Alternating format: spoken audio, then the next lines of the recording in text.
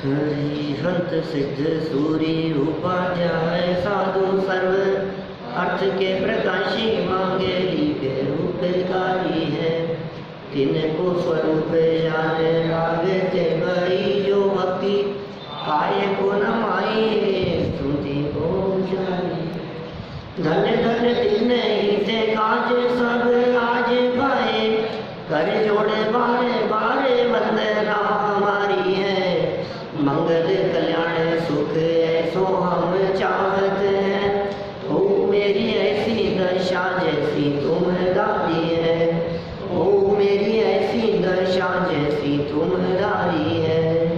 ओ मेरी ऐसी दशा जैसी तुम्हारी है।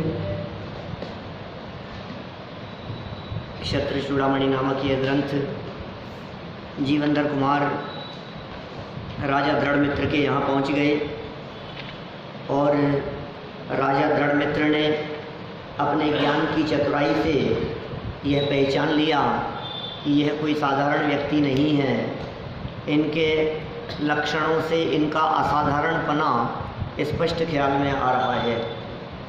यह देखकर राजा दृढ़मित्र ने आते ही उनका बहुत स्वागत सत्कार किया। जीवनधर कुमार का स्वागत सत्कार होने से वे जीवनधर कुमार सहज ही राजा दृढ़मित्र के अधीन हो गए। अधीन हो जाने का मतलब ऐसा ही है कि जो हमारा सम्मान करे अपने आप ही व्यक्ति उसके सबमिशन में हो जाता है। देखिए इसी बात को आगे बढ़ाते हैं। राजा दृढ़मित्र का कुछ निवेदन है। पेज नंबर है 360। 360 नंबर पेज पर 74 नंबर का श्लोक नीचे दिया है। 7वां लंब श्लोक 74 राजा दृढ़मित्र का निवेदन। सुत विद्यार्थ मत्यर्थम पार्थिवस्तमयाचत आराधनैक संपाद्या विद्यानयन्य साधना। राजा ने अपने पुत्रों को विद्या सिखाने के लिए उनसे अत्यंत प्रार्थना की। निश्चय से विद्या गुरु की आराधना सेवा शुश्रूषा से ही प्राप्त होती है और दूसरे साधनों से नहीं। ये नीतिकारों की नीति कह रहे हैं। आपको यदि विद्या चाहिए तो गुरु के प्रति बहुमान और गुरु के प्रति सेवा, माने गुरु की सेवा शुश्रूषा से ही विद्या की प्राप्ति होती है। इसलिए आप देखिए पुराने ज़माने में ऐसा हुआ करता था, गुरुओं के पास में जाना, यहाँ तक कि घर के काम तक करते थे। गुरु जी के बतलाए हुए निर्देशन में चले। इसलिए गुरु आज्ञा सर्वोपरि है। माने दुनिया इधर से उधर हो जाए, लेकिन क्योंकि गुरु यदि कह देना कि यहाँ से कूद जाओ तो कूद जाना, उसमें भी कहीं ना कहीं कुछ भला होगा। ये ऐसा कहना चाह रहे हैं। नीतिकारों की नीति कही है। विद्या सिखाने के लिए अत्यंत प्रार्थना की कि भाई इनको कुछ न कुछ विद्या सिखाओ। निश्चय से विद्या गुरु की आराधना से ही प्राप्त होती है। गुरु की आराधना माने आप उसमें ऑब्जेक्शन नहीं कर सकते हो। गुरु ने जो बात कह दी ना, ऐसा है। आप कोई भी विद्या की बात हो, माने समझ लीजिए आपको हवाई जहाज चलाना सीखना हो, तो जो कह दिया ना गुरु ने कि अब ऐसा करो कि नहीं साहब मुझे तो दिख नहीं रहा, ज़मीन अभी आई ही नहीं है, आप कह अरे तू जो कह रहे हैं ना वो मान रहे। तो ये पैराशूट से कूदना सिखाएंगे ना, तो तू मना करता रहेगा, मानेगा थोड़ी ना। और जब तक नहीं मानेगा तब तक सीख नहीं पाएगा। गुरु ने कहा तैरना सीखना है तो पानी में कूद जा, कि ना मुझे आता ही नहीं है, आप कूदने के लिए कह रहे हो कि तुझे विद्या सीखनी है ना, गुरु हूं ना तेरा।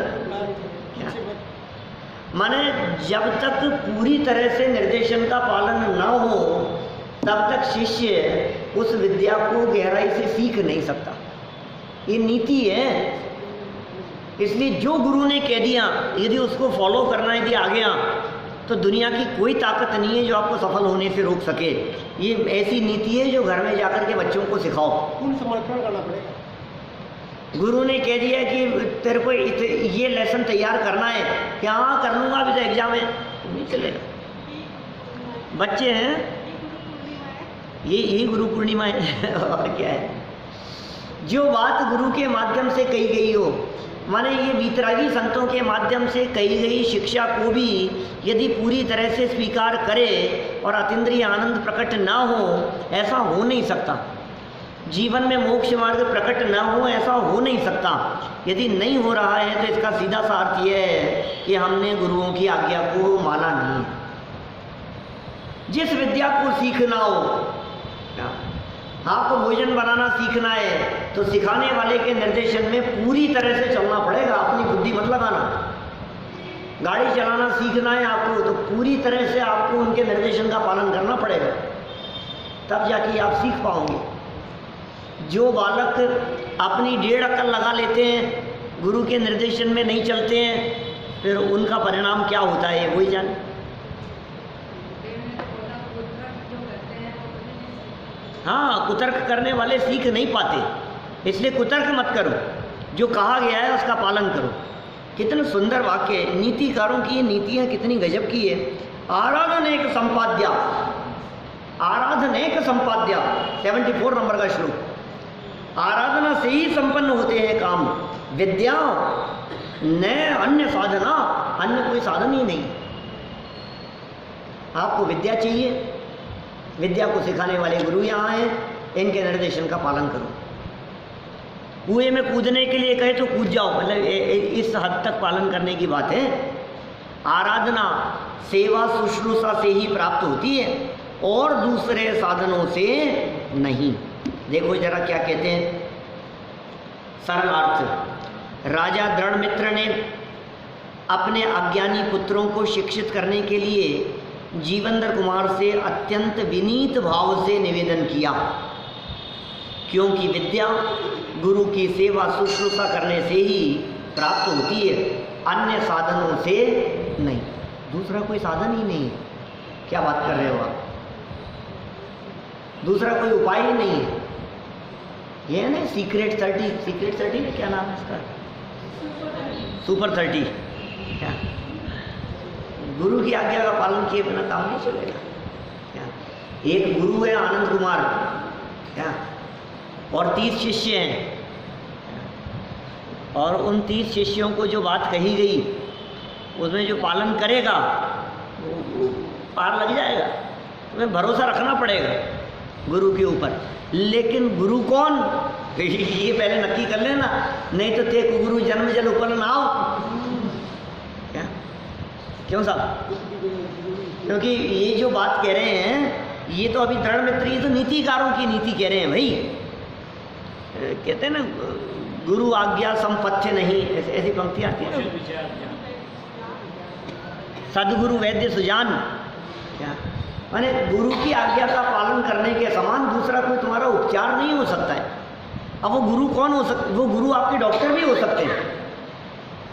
डॉक्टर ने कहा देख तेरे तकलीफ है तो ऐसा करना, इतने टाइम एक्सरसाइज करना। अब ये खुद की 1.5 अकल लगाता है, हाँ ये तो कहते हैं ऐसी, क्या हो गया इतने से में भी चल जाएगा, नहीं करेंगे तो कौन सा फर्क पड़ रहा है। अपनी लगा ली ना 1.5 अकल, तो फिर रिजल्ट क्या आएगा सोचो। लेकिन लोभी गुरु लालची चेला दो नरक में ठेलम ठेला। क्या लोभी नहीं होना चाहिए, माने ऐसा गुरु लोभी नहीं होना चाहिए, ऐसा वकील लोभी नहीं होना चाहिए, ऐसा डॉक्टर लोभी नहीं होना चाहिए, क्योंकि यदि वो लोभी होगा तो तुम्हें उलझाए रखेगा। ये निर्णय महत्वपूर्ण है। यहाँ तो जीवंदर कुमार योग्य गुरु दिखाई दे रहे हैं, इसलिए उनके निर्देशन में पालन करना। और नीतिकारों ने यह कह दिया कि विद्या गुरु की सेवा शुश्रूषा करने से ही प्राप्त होती है, अन्य साधनों से नहीं। विशेषार्थ गुरु की सेवा शुश्रूषा करने का भाव मंद कषाई जीवों को ही होता है।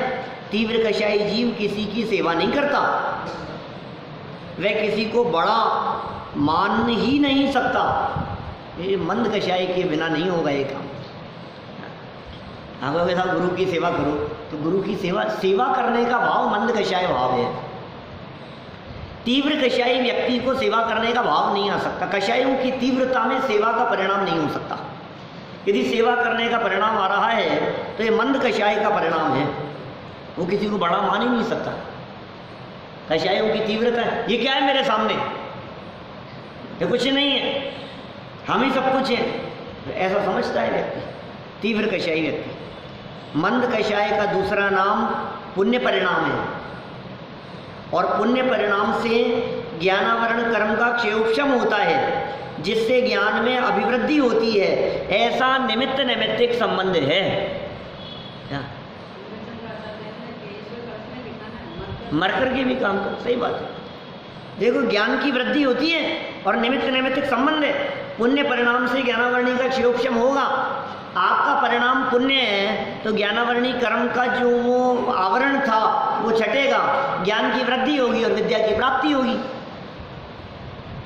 विद्या की प्राप्ति कैसे, देखो ये हेतु दे रहे हैं, ये विशेषार्थ में उस बात को क्लियर किया है कि साहब क्या बात कर रहे हो आप, कैसे कह दिया। फिर सेवा से कोई होता है क्या, कोई सेवा नहीं करे तो ये इनके साथ में कोई ये व्याप्ति नहीं बैठ रही है। ये जितनी बातें नीतिकारों के माध्यम से कही जाती है, ये बातें 90%, 95%, 99% तक ही सत्य होती है। ये नीति है तो बना दी उन्होंने, अब हर व्यक्ति के ऊपर लागू हो ऐसा तो नहीं है। अपवाद भी होते हैं कुछ, अपवाद तो सब जगह होंगे ही ना। तो यहाँ तो इन्होंने नीति बना दी ऐसा होता है, तो ऐसा होता है तो इसका मतलब क्या, सेवा ही करे फिर तो। फिर कोई व्यक्ति निर्देशन का पालन नहीं करे, सिर्फ हाथ पाँव ही दबाता रहे, तो बोलो कितना विद्या प्राप्त कर लेगा, कुछ नहीं करेगा। तो फिर साहब ये कैसे कह रहे हो आप, हमने देखो आधार बतला रहे हैं आपको, ये पुण्य का आधार है, ये पुण्य का उदय होता है, तो फिर ऐसे सुमेल दिखाई देते हैं। ये मोटी मोटी बात है, जैसे कल बात कही ना मैंने, क्या तो मेरे से चर्चा करने लगे जा करके कि कैसे कही आपने ऐसी बात कि वो पुण्य के उदय वालों की सारी पुण्य प्रकृतियाँ एक जैसी दिखाई देती है, इसके विपरीत भी तो होता है। मैंने कहा विपरीत होता है, ये किसने सिखाया था तुम्हारे को? ये तो हम चर्चा हम जानते नहीं है क्या हम ये इस बात को। यहाँ जिस मुख्यता से चर्चा की जा रही है बात तो वही है ना। क्या ये तो हमने जब आपको गोमट सार की चर्चा जब यहाँ की आपके बीच में, गोमट सार कर्मकांड की चर्चा, तो ध्यान होगा आप लोगों को कितनी चर्चाएं अपन ने की हैं। ऐसी प्रकृतियों को तलाशने तक की हमने बात कही थी कि जो प्रकृतियाँ कुछ पुण्य के साथ में पाप प्रकृतियाँ चलती है, तो ऐसे भी तो चलती हैं परस्पर विरोधी, इसके साथ में इसका कॉम्बिनेशन ऐसा भी चलता है। अब जैसे मान लो अष्टावक्र की बात करो आप, तो अष्टावक्र का तो शरीर बहुत खराब था और बुद्धि बहुत अच्छी थी। अब आप या तो ऐसा उदाहरण दे दोगे हमारे को, अष्टावक्र के साथ में क्या हुआ है? आप प्रकृतियाँ भी है ना 9 कर्म की, तीव्र बुद्धि भी है, क्षयोक्षम भी बहुत तीव्र है। तो ये क्या सेवा से होगा? ये कह रहे हैं भाई साहब मुख्यता से बात है, इतना ही समझना। कथन मुख्यता से ही किया जाता है, समझ में आ रही है बात? यहाँ से सामान्य जाने में कितना टाइम लगता है? अब मुख्यता से ये कथन किया है ना, नॉर्मली बाइक, स्कूटी, स्कूटर, गाड़ी, इन्हीं का जवाब दिया जाएगा और मोटा मोटा आप ये कहोगे यहाँ से पहुँचने में आधे घंटे में पहुँच जाऊँगी। क्यों साहब? आधे घंटा लगता है भाई साहब, इससे ज़्यादा नहीं लगता है सांगानेर पहुँचने में। यहाँ से आप आधे घंटे में पहुँच जाओगे। अब ये नीतिकार ने नीति बनाकर ये कह दिया कि ज्वारी बाजार से सांगानेर पहुँचने में आधा घंटा लगता है। अब कोई व्यक्ति ये कहे नहीं साहब आधा घंटा कैसे कह दिया आपने, 35 मिनट लग गए, हम तो 20 मिनट के अंदर ही पहुँच गए। तो पहुँच गए ठीक है। तो मुख्यता से सामान्य रीति से कथन किया है, लगभग मोटी मोटी बात कही है। तो जितनी बातें नीतिकारों के माध्यम से कही जा रही है ये बहुत मोटी मोटी बातें हैं, लेकिन महत्वपूर्ण है, ये मायना रखती है। बहुत हद तक इनका निमित्त नैमित्तिक संबंध देखा जाता है। ये बात हो सकता है यहाँ व्याख्याकार को भी बर्दाश्त नहीं हुई हो। जब पीछे कही थी ना सुंदर शरीर से सारी व्यवस्थाएं देखने की बात कही, चेहरे अलग ही दिखते हैं होनहार लोगों के, तो ये जो बात कह दी गई थी पीछे, वो बात हो सकता है व्याख्याकार को जची नहीं हो। इसलिए यहाँ व्याख्या करते हुए उस बात को सिद्ध करने का प्रयास किया कि भाई ये जो कह रहे हैं ये इसलिए कह रहे हैं कि सेवा करना मंद कषाय भाव है ना। अरुण जी वैसा क्या कह रहे हैं? सेवा करना मंद कषाय भाव है और मंद कषाय से पुण्य परिणाम है। तो पुण्य परिणाम से क्या होता है? जब पुण्य परिणाम होता है तो पाप प्रकृतियों का बंधन मंद होता है और पुण्य प्रकृतियों का स्थिति अनुभाग बढ़ता है, ऐसा देखा जाता है। मोक्ष मार्ग प्रकाश दूसरे अध्याय में चर्चा की इस तरह की। भाई पुण्य परिणाम यदि आपका होगा तो अच्छे परिणाम से पाप प्रकृतियां कम होगी, मंद होगी। ज्ञानावरणी पाप प्रकृति है, आपके पुण्य परिणाम से ज्ञानावरणी कर्म छटा, ज्ञानावरणी कर्म मंद हुआ तो ज्ञान का क्षयोक्षम खुला। तो सेवा करने के परिणाम पुण्य परिणाम होने से उससे ज्ञानावरणी कर्म मंद होता है और विद्या की प्राप्ति विशेष रूप से होती है। ये कह रहे हैं क्या? वो अभाव तो है ही, तो निमित्त निमित्त संबंध दे दिया ना एक शब्द इन्होंने बीच में। देखो पुण्य परिणाम से ज्ञानावरण कर्म का क्षयोक्षम होता है, पुण्य परिणाम से ज्ञानावरण कर्म का क्षयोक्षम होता है जिससे ज्ञान में अभिवृद्धि होती है। ऐसा निमित्त नैमित्तिक संबंध है, ऐसा निमित्त नैमित्तिक संबंध देखा जाता है कि आपका पुण्य परिणाम, कभी कभी ऐसा भी उल्टा भी हो जाता है, पुण्य परिणाम बहुत हो और पाप का उदय तीव्र हो। उदय तीव्र हो सकता है, इस पुण्य परिणाम का फल बाद में मिलेगा। बोलो हम मंदिर आ रहे थे और एक्सीडेंट हो गया, अब दुनिया और जाओ मंदिर। अरे ये क्या पागलपन की बात है भाई। लो मंदिर जा रहे थे, एक्सीडेंट हो गया, हमने तो खूब कही थी मत जाओ। अरे लेकिन भाई वो मंदिर जाना अलग तरह का परिणाम है, जो एक दुर्घटना हुई है वो अलग परिणाम है। लेकिन ये अज्ञानी लोग, पापी लोग न मालूम कौन से परिणाम से कौन सी बातों को जोड़ लेते हैं, ना समझी में ऐसी बातें की जाती है। लो और करो ऐसा, मंदिर का नाम लेते ही लो ऐसा हो गया, मंदिर की चर्चा करते ही ऐसा हो गया। अरे तो भाई ऐसा नहीं है, दुनिया में दिखते हैं इस तरह के उदाहरण बहुत सारे। देखो यहाँ प्रश्न उठाया है, एक बहुत सुंदर चर्चा उठाई है। वर्तमान काल में गुरु की सेवा शुश्रूषा और विनय करने का भाव ही नहीं रहा, फिर भी ज्ञान प्राप्त होता हुआ देखने में आता है। कौन सेवा करता है गुरुओं की? वो जमाना ही कहाँ रहा, गुरु आज्ञा मानने वाला, गुरु की सेवा करने वाला, गुरुओं के हाथ पांव दबाने वाला।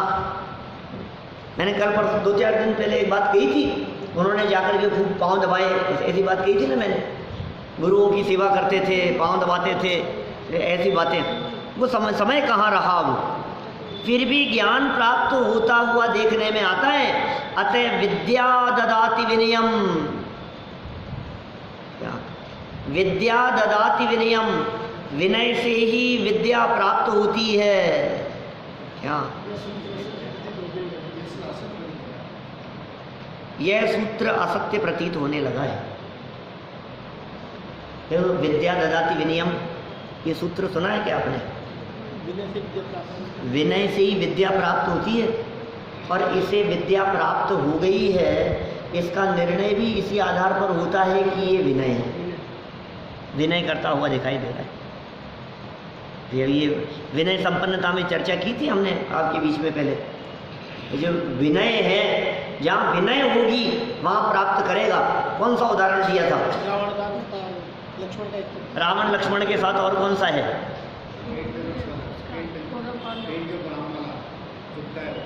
मटके के ऊपर रखी हुई प्लेट, मटका जो है उसके ऊपर प्लेट रखी थी और प्लेट ने मटके से कहा, दीपेश जी क्या कहा कि मटके भाई मैं तुमसे बहुत नाराज हूँ। क्यों नाराज हूँ? कि इसलिए नाराज हूँ कि तुम सबको पानी पिलाते हो, मुझे प्यासा रखते हो। मैं हमेशा तुम्हारे साथ में रहती हूँ, मुझे प्यासा रखते हो और सबको पानी पिलाते हो। तो मटके ने जवाब दिया कि सुन प्लेट बहना, बात ऐसी है कि जो मेरे पास में आता है थोड़ा सा झुकता है पानी मिल जाता है, वो पानी से भर जाता है, और तुम सदा मेरे माथे पे बैठी रहती हो इसलिए प्यासी रहती हो।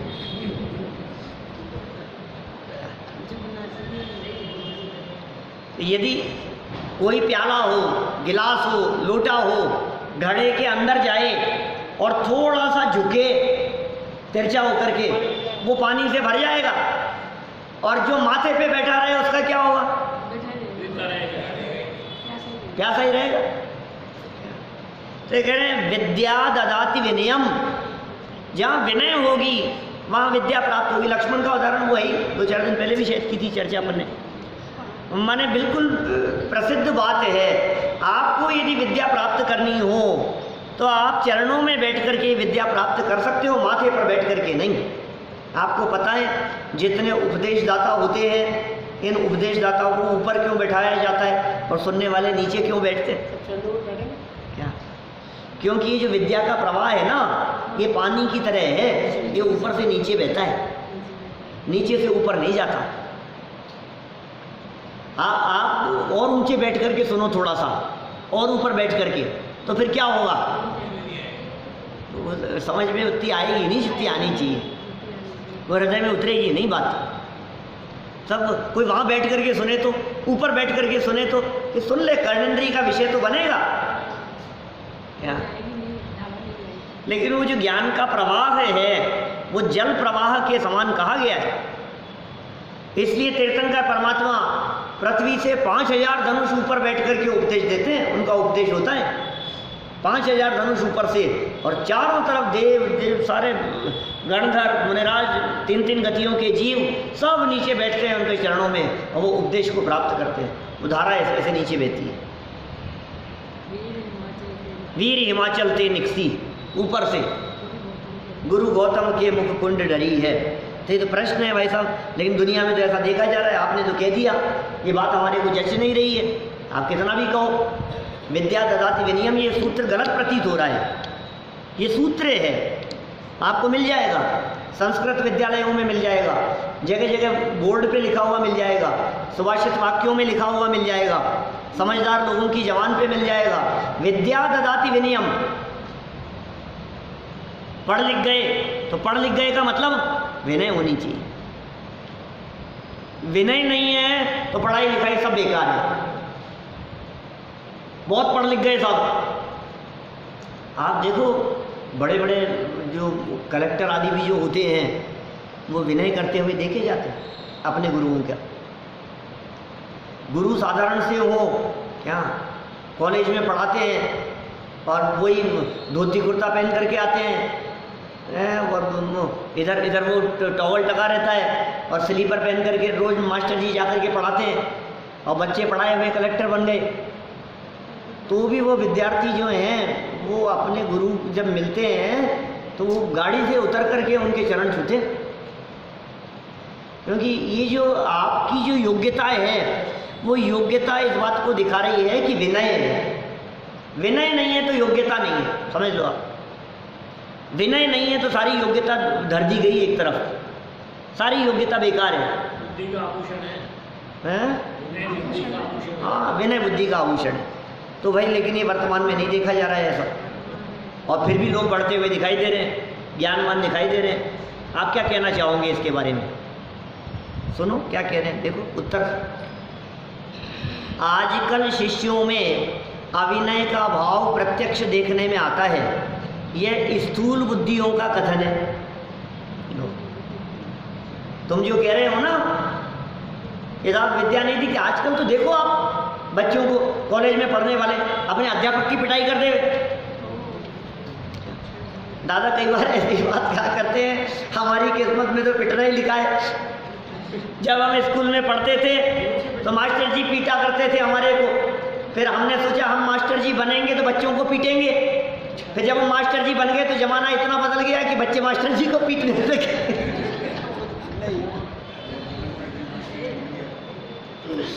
क्या करें, तो ऐसा दिखता है ना, अध्यापकों की पिटाई कर देते हैं, कॉलेजों में उनकी बेचारों की हवा निकाल दे हुए, पंचर कर दे हुए, ऐसी दशाएं देखी जाती है दुनिया में। तो देखो भाई, तुम जो देख रहे हो ये गलत देख रहे हो। क्या कहा इन्होंने? ये स्थूल बुद्धि वालों का कथन है, सर्वथा ऐसा नहीं है।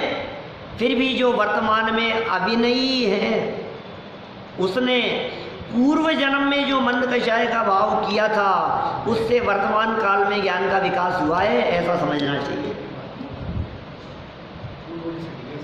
माने कहीं ना कहीं उसने पहले किया होगा, पुरानी कमाई खा रहा है क्या, लेकिन वर्तमान ऐसे लक्षण दिखाई दे रहे हैं कि इसके ज्ञान पे आवरण आ जाएगा।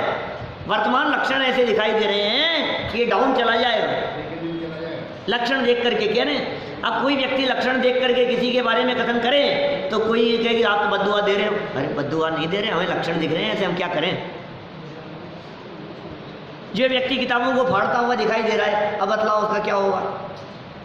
जो किताब को ऐसे उठा करके उछाल करके फेंक रहा है, तो फिर अब बताओ क्या होगा। कि नहीं बहुत इंटेलिजेंट है, बहुत इंटेलिजेंट है कि है, लेकिन हमें पता है आगे क्या हो रहा है, डाउनफॉल चालू हो रहा है। संभाल करके नहीं रख रहा है, जूतों में पटक रहा है, पैर लगा रहा है, जमीन पे पड़े हैं, बिस्तरों में पड़ा हुआ है, लेटे लेटे पड़ा है। तो आप समझ लो इसका मतलब क्या होने वाला है। वो जो होने वाला है वो प्रकट दिखाई दे रहा है। बिना कर्म के उदय के परिस्थिति बनती नहीं। हाँ दिखता ही है ना भाई साहब। यदि ये कर्णानुयोग नहीं होता तो हमारी श्रद्धा फेल हो जाती। क्या जैन साहब?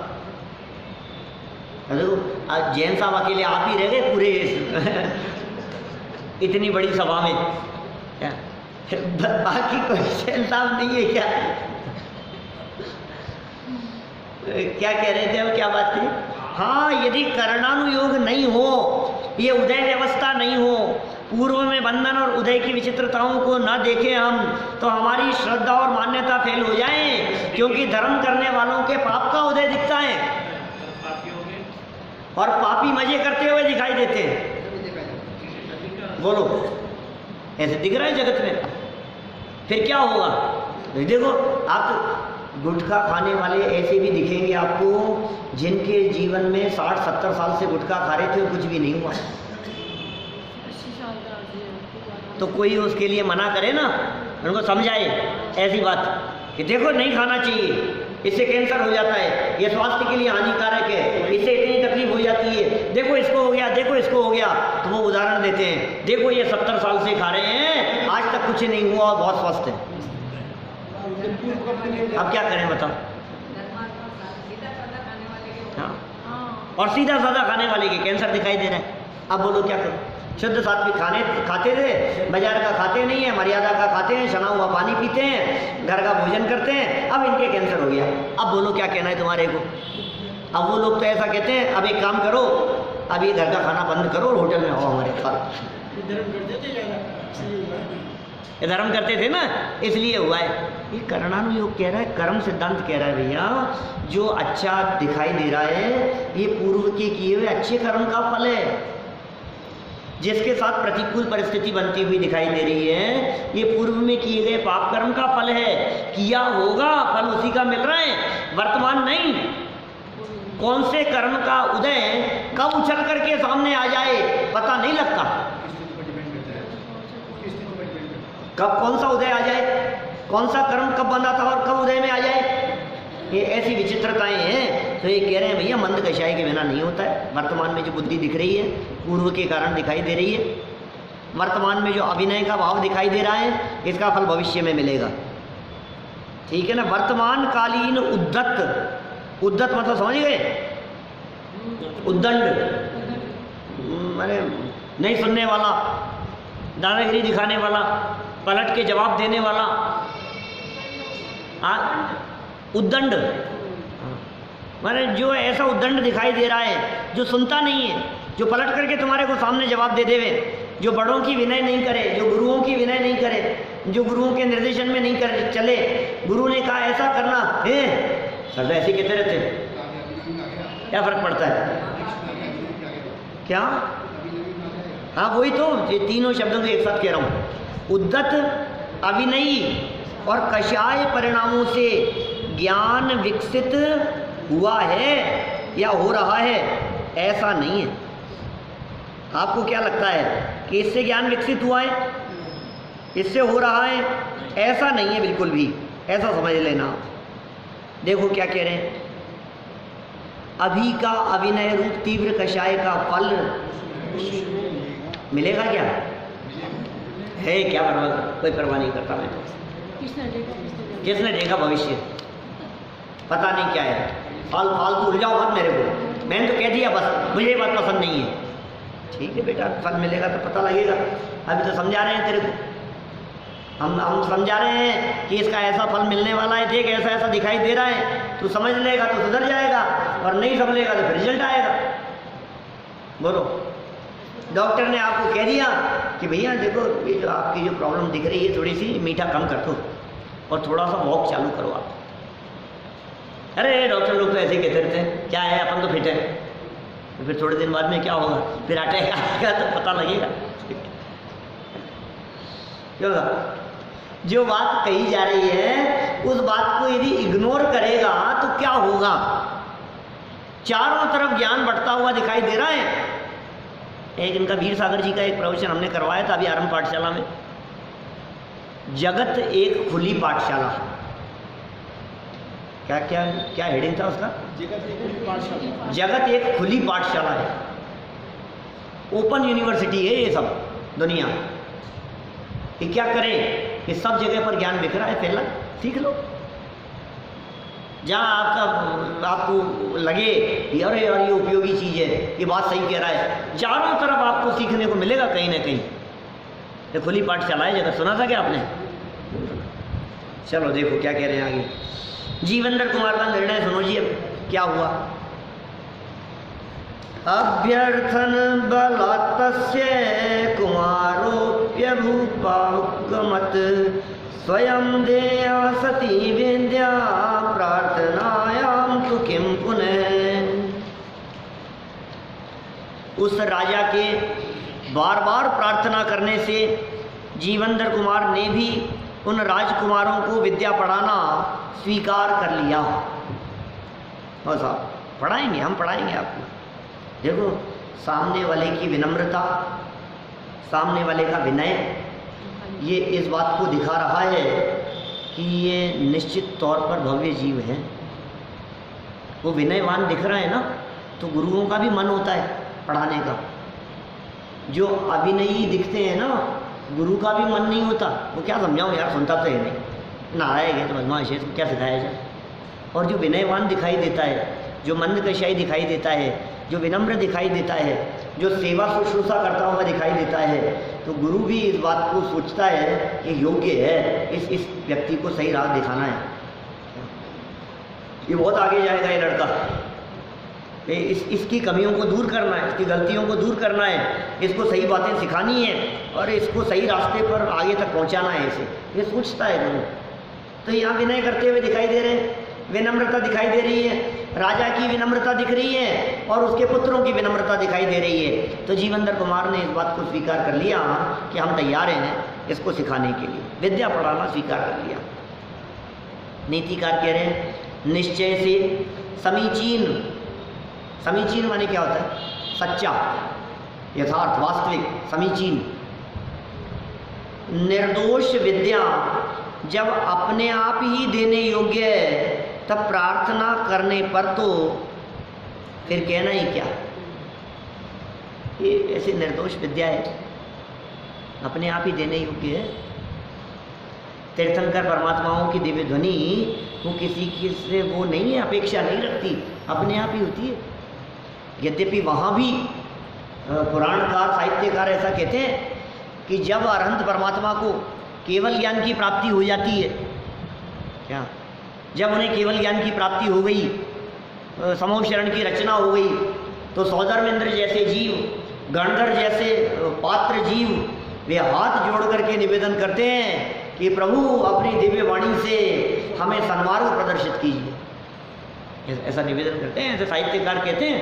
आप उठा करके देखो पुराण आदि, तो उनमें ऐसा निवेदन करते हैं। उसके बाद तीर्थंकर परमात्मा की दिव्य ध्वनि गिरना प्रारंभ होता है। अब ये क्या है वस्तु स्थिति, तो जो है सो है, केवल ज्ञान में ही झलक रहा है। साक्षात सौधर्मेंद्र आदि जानते हैं जो दिव्य ध्वनि का लाभ प्राप्त करते हैं। लेकिन आखिर ये प्रसंग क्यों दिया गया पुराणों में और साहित्य में कि तीर्थंकर परमात्मा की दिव्य ध्वनि भी बिना निवेदन के नहीं गिरती है। हाँ, निमित्त नैमित्तिक संबंध है ऐसा। और 4 ज्ञान के धारी होने के बावजूद भी कितनी विनय का परिणाम होता है उनके मन में, क्या बाकी रह गया है बताओ। 30 साल तक एक दिन एब्सेंट नहीं रहे। कौन? इंद्रभूति गौतम। भगवान महावीर स्वामी का जिस दिन उपदेश शुरू हुआ ना, तो सब किसकी उपस्थिति से शुरू हुआ? गौतम की उपस्थिति से। और इनको निर्वाण हुआ उसके बाद में उसने केवल ज्ञान प्राप्त किया शाम को, इंद्रभूति गौतम ने। 30 साल तक किसी ऐसे श्रोता का नाम बतलाओ जो भगवान महावीर स्वामी की दिव्य ध्वनि में दिन में 3 समय 4 समय दिव्य ध्वनि कर रही है, 30 साल से एक दिन भी एब्सेंट नहीं रहा हो। क्या नाम उसका? इंद्रभूति गौतम। कौन था भैया? साधारण सा आदमी होगा, मंद बुद्धि होगी, समझ नहीं होगी, अकल नहीं होगी, पढ़ा लिखा नहीं होगा। अभी इतना तो समय कोई देगा जिसके पास में कम बुद्धि हो तो और सीख लूँ थोड़ा सा। ये सुनो, कुछ काल पहले 30 साल से पुरानी पिछली बातों को तो याद करो मत, जो कुछ भी था। लेकिन आज वो व्यक्ति क्या है मालूम है आपको? आज वो व्यक्ति 4 ज्ञान का धारी है। आज वो व्यक्ति उस पोजीशन में आकर के बैठा है जिस पोजीशन में वहां बैठे हुए असंख्यात जीवों में से कोई नहीं है। 11 लोग थे सिर्फ उस योग्यता वाले, असंख्यात लोगों में से, असंख्यात देवों में से, लाखों मनुष्य गति के जीवों में से 1 लाख श्रावक और 3 लाख श्राविकाओं का उल्लेख मिलता है भगवान महावीर स्वामी के इस समूह शरण में। 4 लाख श्रावक श्राविकाएं थी। उन 4 लाख में से फिर अनगिनती तिर्यंच, असंख्यात देव, अनगिनती मुनि, साधु, और इन सब में से टॉप 11 लोगों को निकालो तो नंबर 1 किसका है? इंद्रभूति गौतम का। बुद्धि में, ज्ञान में, क्षयोक्षम में, योग्यता में, मति ज्ञान, श्रुति ज्ञान, अवधि ज्ञान, मने परिय ज्ञान, 64 रिद्धियों में से ऐसा कहा जाता है 63 रिद्धि के धारी, ऐसे रिद्धि संपन्न 6ठे 7वें गुणस्थानवर्ती, क्षण क्षण में अंतर्मुख होने वाले। अब क्या बाकी रह गया साहब उनको सीखने के लिए? लेकिन 30 साल में एक दिन भी एब्सेंट नहीं रहे। क्या मिल रहा है उनको? गुरु के शरणों में बैठे।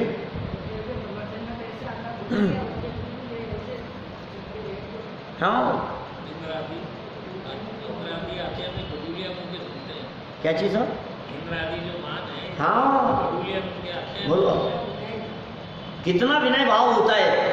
किस मुद्रा में वहां बैठते होंगे, कैसे खड़े रहते होंगे, हाथ जोड़ करके ऐसे बैठे रहते हैं, हे प्रभु, हे प्रभु।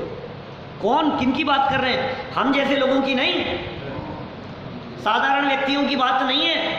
हम उस लेवल की बात कर रहे हैं जिस लेवल जैसा कोई छद्मस्त नहीं दिखता। क्या सारे छद्मस्तों के अंदर लगाओ तो इतने लेवल वाला कोई छद्मस्त दिखता है क्या आपको? गणधर लेवल वाला। छद्मस्तों में सर्वोत्कृष्ट लेवल यदि किसी का हो, छद्मस्त माने मोक्ष नहीं होने हुआ, केवल ज्ञान नहीं हुआ, केवल ज्ञान होने के पहले गणधर जैसा लेवल दिखाओ किसी का, किसी और का है ही नहीं। वो व्यक्ति हाथ जोड़ करके बैठा है तो फिर साधारण व्यक्ति क्या सोचेगा? बोलो यार, ये तो कोई अद्भुत व्यक्ति है भाई साहब। हम तो इनको साधारण समझ करके आए थे और यहाँ आकर के देख रहे हैं सौदर में इंद्र अपना मुकुट धर रहा है इनके चरणों में। ये है कौन यार? ये कभी कभी होता है ना ऐसा, किसी बड़े आदमी को देख करके हम तो साधारण व्यक्ति समझ रहे थे। ट्रेन में हमारे साथ में सफ़र करके आया था और नीचे उतरने के बाद में लोग मालाएं लेकर ये खड़े थे और चरण छू रहे थे और हम जय जय कर यार ये था कौन? माने हम क्या सोच रहे थे और ये क्या दिख रहा है? माने कुछ बात ही गजब की है। ये गणधर सुन रहे हैं हाथ जोड़ करके, ये इंद्र सुन रहे हैं हाथ जोड़ करके, ये चक्रवर्ती बैठा है यहाँ इनके चरणों में। ये है कौन ये व्यक्ति? लेकिन चक्रवर्ती, इंद्र और गणधर जैसे जीव भी जिनको हाथ जोड़ करके सुनते हो, माने विद्या प्राप्त करने के लिए वे चरणों में जाकर के बैठते हो, ये विद्या प्राप्त करने की विधि मानो उस प्रसंग के माध्यम से इतिहास और साहित्यकार कहना चाहते हैं।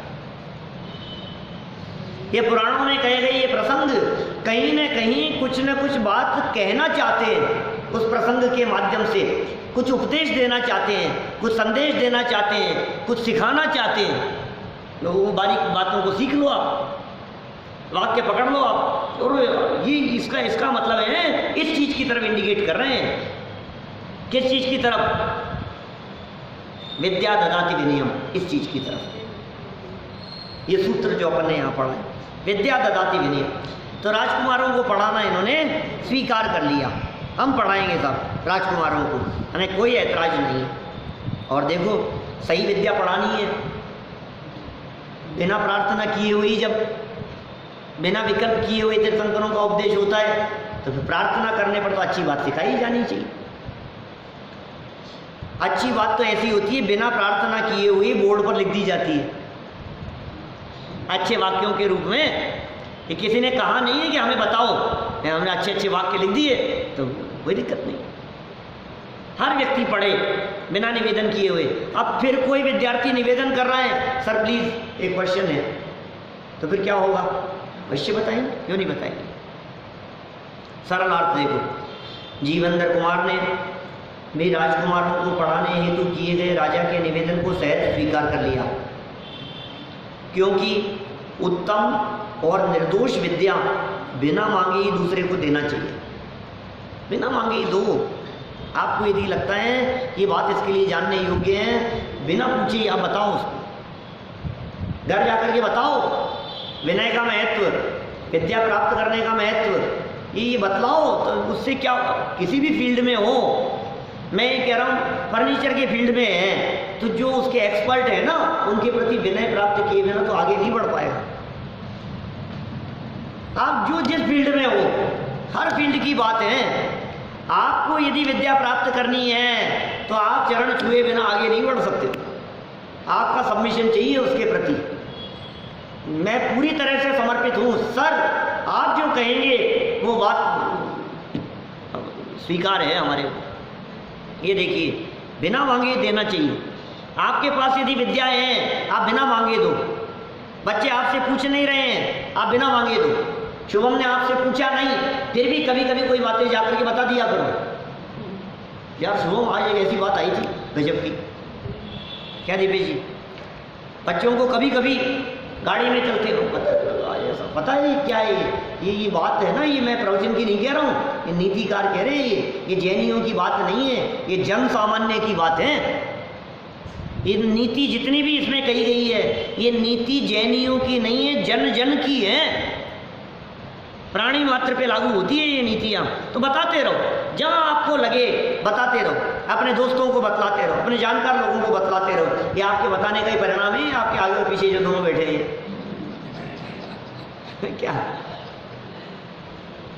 सच में बताते रहो आप। फिर क्या कह रहे हैं आगे? उत्तम निर्दोष विद्या बिना मांगे ही दूसरों को देना चाहिए। फिर कदाचित कोई पात्र जीव विद्या की याचना करे तब तो विद्यादान अवश्य करना ही चाहिए। बिना मांगे ही बताने योग्य है। और फिर कोई व्यक्ति आपसे ये पूछ लेवे कि यार मुझे ये सीखना है कि पूजन कैसे की जाती है, आ जाओ सुबह 8 बजे 8:15 बजे आ जाओ, तो बताएंगे कैसे कैसे की जाती है। किताब हमें ये सीखना है कि ये धर्म क्या है, ये जैन धर्म के बारे में मैं कुछ नहीं जानता हूँ, आओ चलो साथ में।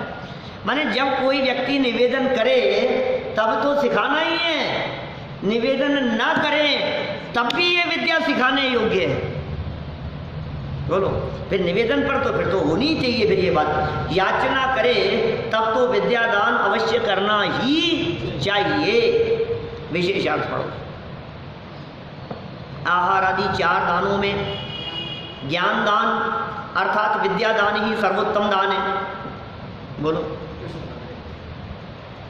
बोलो पिताजी, आपने आज तक कितना दान किया? कि बेटा तेरे से तो कई गुना ज़्यादा किया है हमने, तेरी उम्र ही क्या है, बस पैसा दान ही दिखेगा तुम्हारे को, और क्या दिखेगा? क्यों भैया बोलो, 4 प्रकार के दान में पैसा दान है क्या कहीं? औषध शास्त्र अभय आहारा,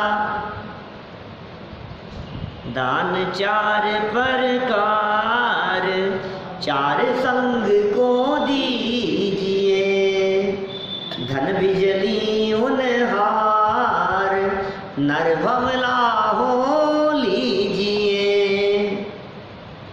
उत्तम त्याग कयो जग सारा, औषध शास्त्र अभय आहारा। कहाँ की ये लाइनें, कहाँ की लाइनें था? बोलिए कभी आपने, 10 लक्षण पूजा में आपने बोली है क्या कभी? सुनी हुई तो लग रही है। दयानंद राय जी की 10 लक्षण पूजन की पंक्तियां हैं, मैंने पर बाद में फिर बोलोगे क्या? पूरा एक महीना बचा है, 10 लक्षण की पूजन तो करते ही हैं लोग तो सभी। अब आपकी विचारधारा थोड़ी सी बदल गई इसलिए आप नहीं करते हो, बाकी हर साल 10 लक्षण के अंदर 10 दिन करते हैं ना पूजन। तो ये कह रहे हैं भाई साहब 4 प्रकार के दान, विद्या दान सर्वोत्तम है, सर्वोत्कृष्ट दान है। अब इस विद्या दान का क्या स्वरूप है, ज्ञान दान का क्या स्वरूप है और क्यों ये सर्वश्रेष्ठ दान है, ये जानने के लिए कल सुबह